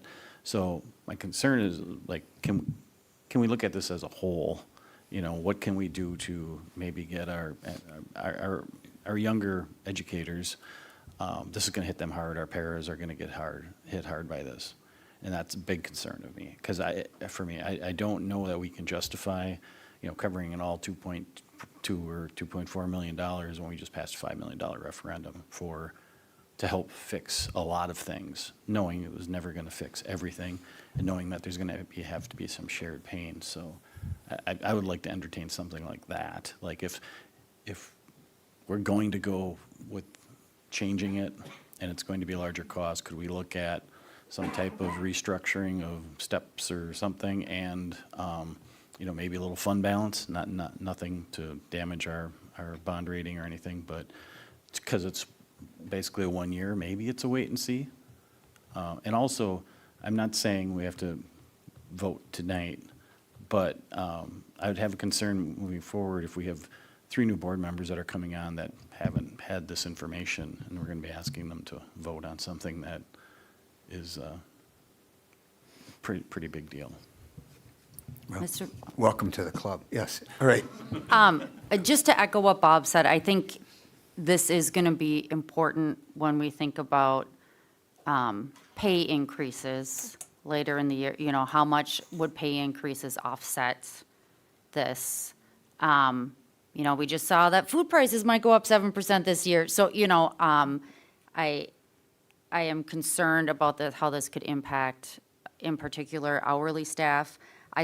I know you all did this quickly today. I appreciate it. I love that we could offer the Achieve Network, the new network at the same level of district and employee split on the cost for next year. And with big changes, I hesitate to have a shortened open enrollment period when people have big decisions to make. I would like to not have the open access network go up quite as much, but I think the other thing is I worry about those specialty medications going up so much. Is there a way to do is there a way, bigger changes might be coming. It depends on what we see next year, right? And I think healthcare costs are going up everywhere, like every cost is going up. But could we not raise specialty medications so much? Because those are usually medications people really need. And I don't know if there's a way to not do the open access network going up so much. Can it be 85-15, or are we just eating so much of it then that it's such a problem for us? That was a lot at once, sorry. Right. I mean, Well, as I'm hearing, Megan, you go through that, what I wanted to step back is look at, again, bigger picture, because there's a lot of moving parts to this whole healthcare thing. And in our firm, which is private sector, I know it's a different ballgame than the public sector, but you know, we always try to balance, a balancing act between user pay and just trying to provide that safety net for all, right? And things cost more, and you know, we were hopeful, I guess, that we would have similar losses, but if we're using the system more, it shouldn't be a shock that it's going to cost more. But again, stepping back, bigger picture, we had projected, as we were going into the whole discussion about the next budget, right, and potential need for a referendum, we were looking at a $2.9 million shortfall for the next budget, right, 25, 26. That was assuming we were going to have an $800,000 increase in these healthcare costs. Instead, it's going to be $2.5 million. So that's 1.7 has to be added now to 2.9 if we keep everything the same and not change anything. So that's $4.6 million. Well, shortfall. but you got to remember, we did make cuts. I was getting there, Nick. Yeah. I was getting there, Yeah. all right?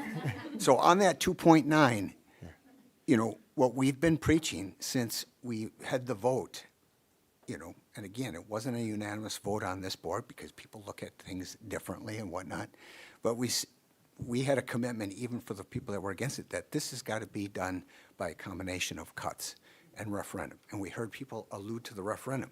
I'm looking at my email. Between the announcement of the agenda and this meeting, I got 6 emails. I don't know about the other board members. Pretty sure they're all teachers and/or staff, but I recognize many of the names. There's 6 emails. Surprisingly, all 6 people are against having their insurance raised. I don't know, going to be a shock to anyone that people don't want to see their insurance raised. But again, there's a cost that it's got to be absorbed somehow. And we've been talking about potential cuts. Raising our cost of our benefits was something that was in that discussion as far back as January. Now, it didn't go over very popularly in that room that all 7 of us on the board attended. There were things that were more disfavored than others. You know, for instance, going to every other day cleaning was one of the things that they would prefer to do rather than freeze or cut teacher pay or cut positions and so forth. But to address that 2.9 million, even before we knew what the results of the referendum, the board had preliminarily, and the administration, come up with 1.7 million in cuts. So it didn't cover that whole 2.9, but we got it down to 1.2, and now this news bumps it up another 1.7. So we're back where we were to begin with, even with nearly 2 million in cuts. So just because we passed the referendum, now we're going to have people that will say, we can do bigger pay raises, we can do all the bells and whistles of a benefits package and keep that, all that, and we can keep all 6 buildings open, and we can keep every employee and not have to cut anyone. No, that 5 million is not going to be able to allow us to do that. Maybe 1 year, but then we're going to be back into this. We've got a 6-year non-reoccurring. My advice to the board is to continue to build trust with the community. You got to have integrity. Follow through with what you say you're going to do. If you say it's going to be a balance of referendum, of revenue increases and spending cuts, you got to be willing to do the spending cuts along with the referendum increase. So I do think, though, there's a lot of moving parts. And if I were in the shoes of these people sending me emails, I'd want to be part of that discussion. There is going to be a TAC meeting Wednesday, right? Mm-hmm. So I would say give them that opportunity to weigh in, have the insurance committee meet if that's possible. But if the board doesn't make a decision on the 28th, definitely by May 12th, that's the next action meeting, it would need to be made because just the way the timing is, open enrollment's got to be offered now. We can't postpone that to next fall. And we have to decide this before we know what pay raises are. So my question in the big picture was, what is the assumption when it comes to pay raises for this whole projected deficit budget we have for next year? We were not planning on freezing pay. What were we planning on giving?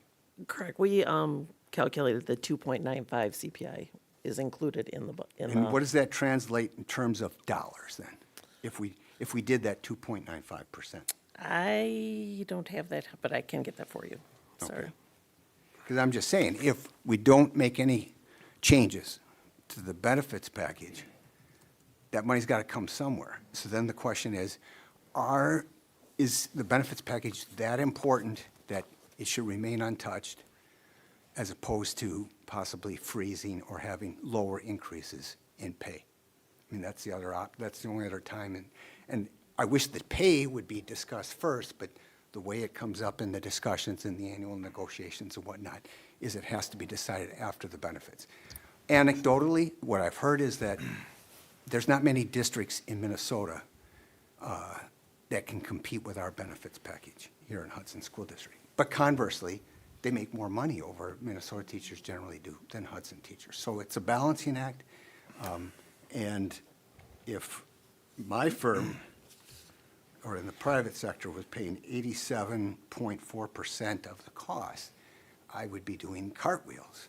Because in the private sector, if you're starting to look at dependents and spouses included, you know, the employer is only paying closer to 60% of that. They might pay 85% or 80% for the employee, but it's less for dependents. I don't know about you, Rob, or Kate and Bob. I mean, all of us work in the private sector. So anyway, you were going to say something, Rob?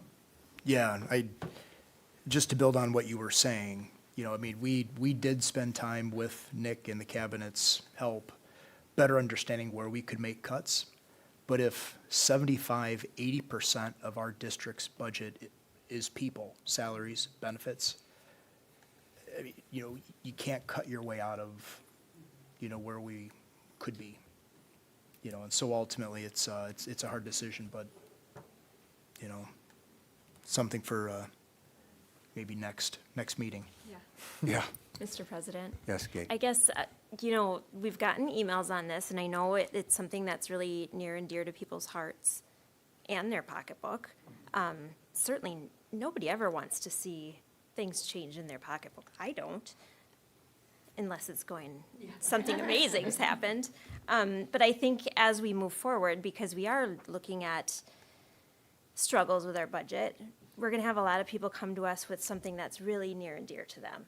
And as a board, we're going to have to say no to some people, maybe, you know, but I think we can't always look at the, you know, getting a few emails and then all of a sudden we're all worried about what we should do or should we not do it, and that's not to say we shouldn't get feedback, but I don't think it shouldn't be a surprise to people that we need to make cuts in our budget. And, you know, one group's gonna say, make a cut here, one group's gonna say, make a cut here, but don't do it to mine. So I think we need to keep that in mind, that it's kind of an impending doom, that we are going to have to do that. Mr. President? Yes. Yeah, I think your point, there are a lot of moving parts, and this is complicated, and I'm not a health insurance expert, though I will say my work does cover 80% of my family's healthcare costs, so it's, other places still do it. If we delay this and we talk about it at the work session, and then it maybe even extends to the action meeting, when does open enrollment, is there a have to close date for open enrollment? Is it June 1st? It doesn't have to close on June 1st, but if we have to process all the changes, I mean, I would say by the 15th of June, probably Okay. no later, because especially with this amount of changes that we'll have, it takes a lot of, I mean, it's Andrea's office that has to make all those Yeah. changes and get those in, so. But if we waited and got some feedback and you ran possibly different scenarios, and we could still give people 3 or 4 weeks for open enrollment if we made our decision by May 12th at the latest? Yeah, I mean, I think we talked about May 15th through maybe that first week in June. And then we make a decision, and then they have the rest of, that gives us time to get those. If they had 3 weeks, okay. Does the benefit committee meet? Can we get them to meet? We can definitely schedule a meeting, yep. Can we make this decision on the 28th at the work session? Yeah, Is you that- can if you want. Because, and then as, we still could have a month, more or less, We for can. open enrollment. We can post the item on the agenda that it's going to be a possible action item. Because we don't usually take a lot of action at work sessions, but we have. You guys will probably be approving a personnel pack. We do that. So we would just notice it similar to how it is, you know, up for discussion, possible action I at think the it work would be a session. good idea. I mean, I think just out of respect, I think we have the time, and I know we want to get this done. I think we should be talking to the teacher advisory committee. And it's not so much, it's a conversation that we all are going to need to figure out all the different moving parts. I would like to see bringing up base pay, because this wipes out any raise. And I would also like to see using some of our fund balance. This is an opportunity to use a little bit of it to bring, make the blow not be quite so bad. Not saying that the district's going to cover all of that we're all going to have to, everybody's going to have to pay for it in some way. And I would like to see, these are all the things, right? Make a list. Got a pen? Make a list.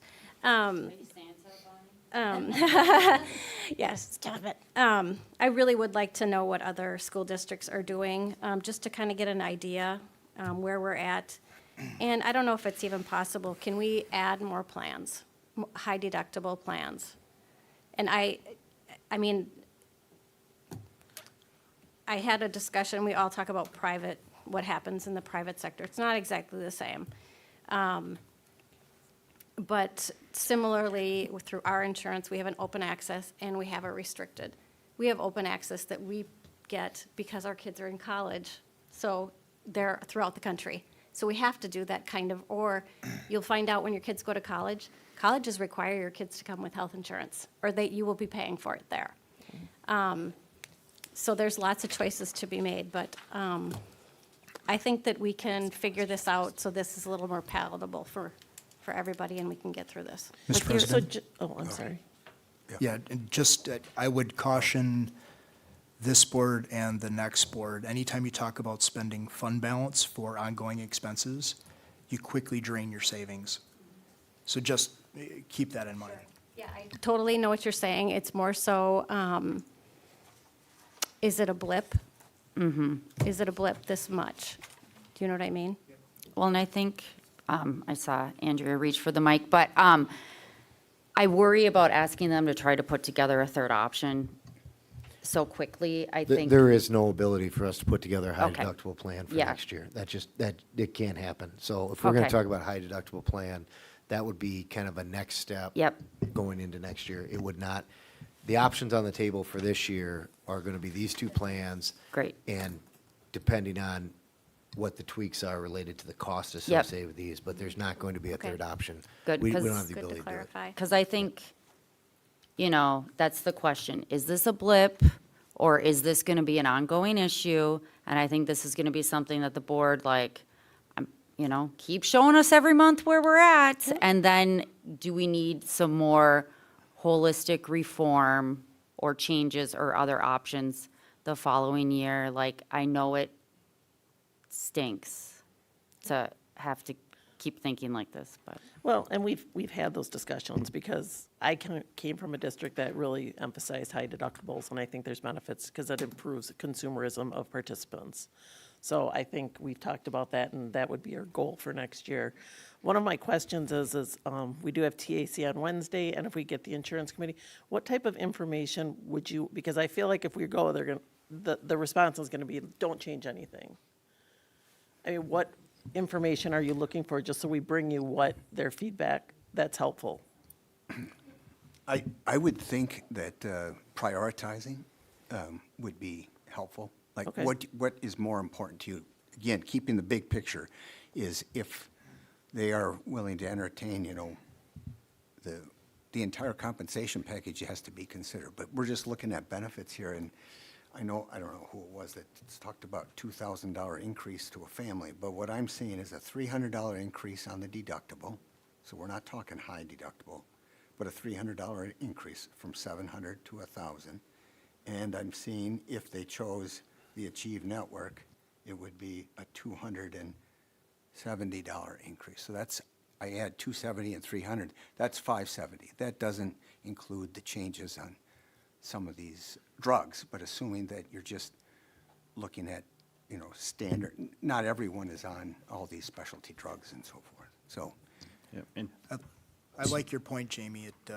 It's not a matter of visiting with the TAC and having them say, well, to keep everything the same, it's, things need to change and help us prioritize. I very much like that idea.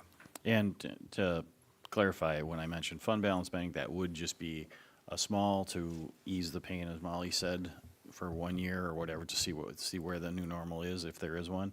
And Rob is completely right. We're not gonna give up our financial position for bond and all that stuff, so.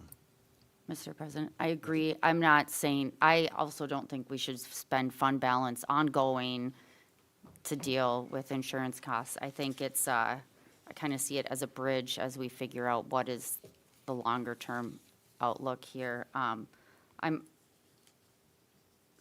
do people prioritize pay versus this? Versus are people more concerned with the premium increases versus drug cost changes? I think the $300 copay for weight loss drugs, from what I hear, that's still very good compared to what most employers do. And I know that stinks for people who are on them, but. All right. Any other comments on this? I'm not hearing that anyone making a motion for tonight, but if this is going to be put on the next agenda, I haven't heard anybody say postpone it definitely to May 12th, but I don't know what can be learned and gathered in 2 weeks' time versus 4. Go ahead. I move to table this conversation to our work session. Second. Glad not to vote on it. Motion and second by 2 of the members that aren't going to be here, but all those in favor signify by saying aye. Aye. Those opposed say nay. The ayes have it. And now I'll entertain a motion pursuant to the language in the. Hang on 1 minute. Yep. Yeah. So we wanted to save the best for last. So we do have 2 students that we're here to recognize. So Beth and Tori Peel, if you could come on up. Great.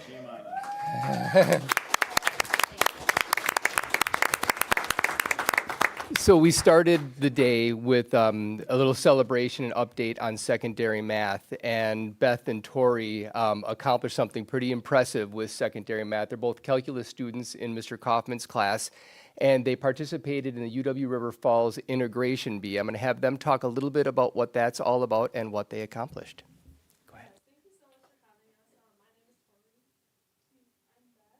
So last week, Monday, we went to the integration bee at UWRF, and we were invited because, like you said, we are in Mr. Kaufman's AP Calculus BC class, but Tori and I have been taking it as a dual credit class, so instead of trying to pass an AP test and hopefully that gets us credit, we're actually taking it and getting college credit through UWRF. So I think that concept is really cool.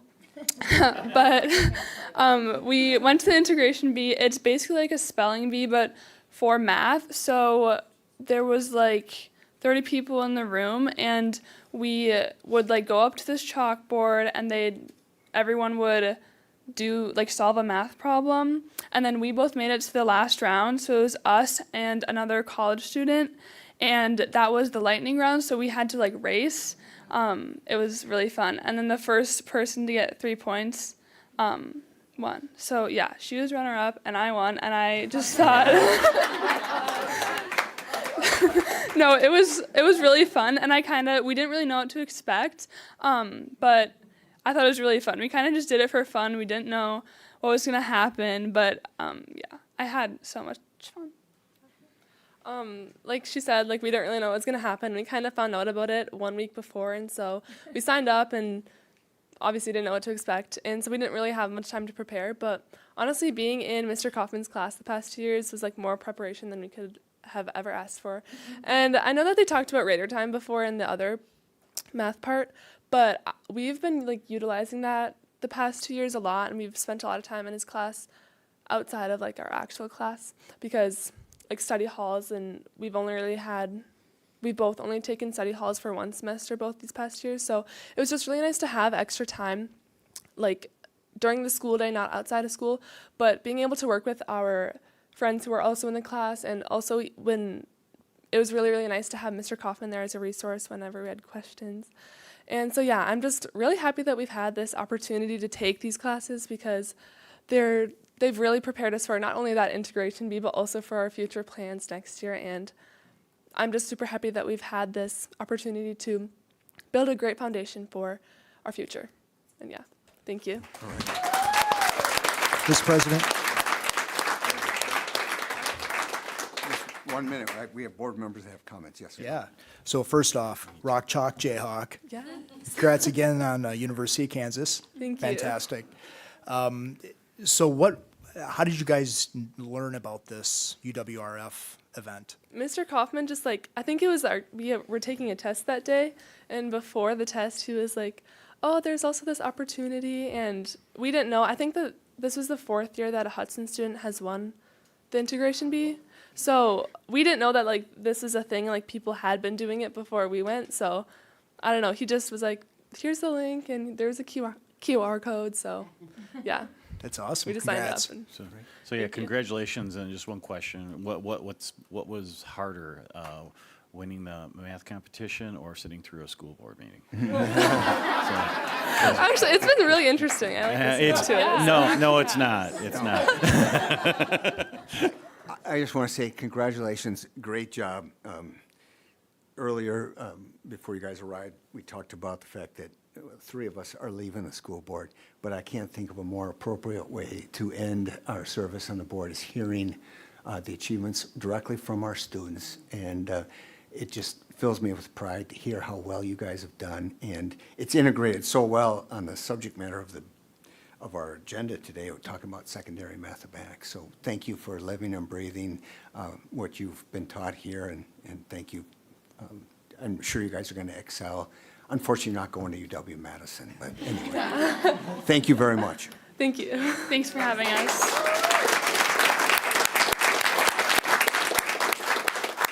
All right, now anything else to come before the body? Well, good, because it's not on the agenda. Next up, closed session, so I'll entertain a motion to convene a closed session pursuant to the language. Yes. Just letter B, not letter A. Okay, very good. Again.